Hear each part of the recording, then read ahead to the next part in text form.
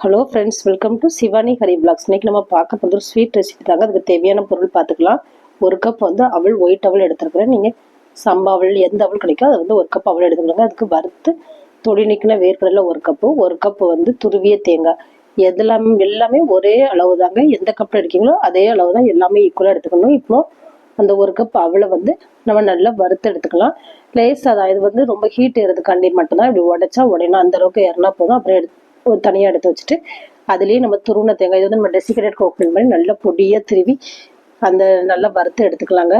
இப்போ இதுவும் வறுத்ததுக்கு பிறகு இப்போ இதுக்கு வந்து ஒரு கப் வந்து கருப்பட்டி எடுத்துக்கலாம். நீங்கள் வெள்ளம் எடுத்துக்கலாம், இல்லை நாட்டு சக்கரம் எடுத்துக்கலாம். அதை கொஞ்சம் கரையட்டும். இப்போ இந்த துருவி நம்ம வறுத்து வச்சுருந்தால அது எல்லாமே நம்ம திரிச்சு எடுத்துக்கலாங்க. அவல், அப்புறம் வேர்க்கடலை. இப்போ வேர்க்கடலை லேசாக வறுத்து ஃபஸ்ட்டு 1-2 திரிச்சு எடுத்தது. இதுலேருந்து கொஞ்சம் எடுத்து தனியாக வச்சுட்டு திரும்ப இதை கொஞ்சம் ஃபைன் பவுடராக திரிச்சுக்கலாம். ரொம்ப வைக்காதீங்க, எண்ணெய் மக்கள் அதனால ஒட்டிக்கிடும். இப்போ இது வந்து கருப்பட்டி நல்லா மெல்ட் ஆன பிறகு ஃபில்டர் பண்ணிக்கலாம். ஏன்னா அது கூட நான் சுக்கும் ஏலக்காவும் தட்டி போட்டிருந்தேன். அதில் இருக்க கசடுலாம் இருக்கும்.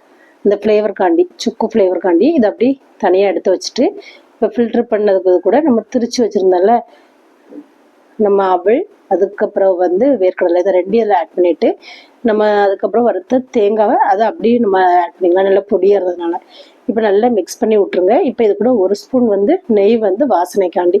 இப்போ அந்த 1-2 கொஞ்சம் அந்த வேர்க்கடலை இது கூட ஆட் பண்ணிக்கலாம். அப்போ தான் கடிக்கும் போது அங்கங்கே கொஞ்சம் முறுமுறுப்பாக இருக்குங்க. இப்போ இதுக்கு லேசாக ஆற வச்சுட்டு அதுக்கப்புறம் நமக்கு பிடிச்ச மாதிரி உருண்டைனாலும் பிடிச்சிக்கலாம். எங்களுக்கு எந்த சேஃப் வேணுமோ அதே மாதிரி ரெடி பண்ணிக்கலாம். நான் சின்ன ஒரு குட்டி கிண்ணத்தில் வச்சு நல்லா மோல்டு மாதிரி அழகாக ரெடி பண்ணிட்டேன்.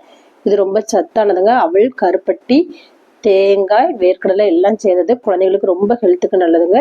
இதை நீங்கள் வீட்டில் ட்ரை பண்ணி பாருங்கள். சிம்பிள் மெத்தட் தான். இந்த வீடியோ பிடிச்சிருந்தா லைக் பண்ணுங்கள், ஷேர் பண்ணுங்கள், சப்ஸ்கிரைப் பண்ணுங்கள், பக்கத்தில் இருக்க பெல் பட்டனை கிளிக் பண்ணுங்கள்.